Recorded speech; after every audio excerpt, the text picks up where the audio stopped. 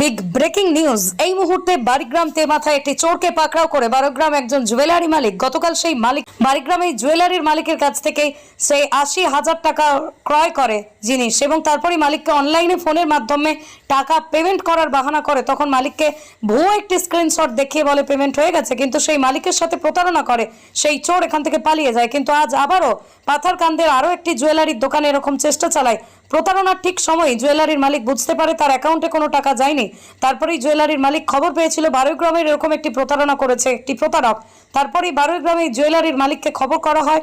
বাড়িগ্রামের জুয়েলারির মালিক খবর পেয়ে সঙ্গে সঙ্গে ছুটে যায় পাথারকান্দিতে। তারপরেই তাকে পাকড়াও করে তার দোকানে নিয়ে এসে বাড়ির গ্রামে এখান থেকে পুলিশ তাকে উদ্ধার করে বারোগ্রাম থানায় নিয়ে আসে। পুলিশ থানায় জিজ্ঞাসাবাদ চালিয়ে যাচ্ছে। এই ঘটনাটি ঘটেছে বারোগ্রাম রদ্দার মন জুয়েলারিতে।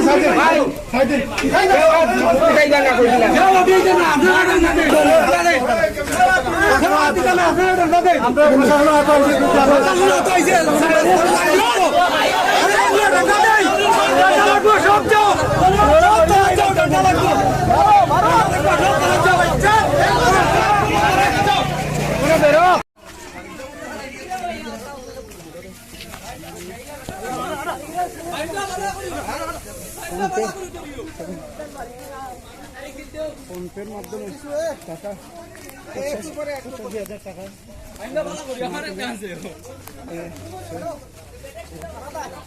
ভুয়া স্ক্রিনশট দিয়ে সোনা নিয়ে চলে যায়।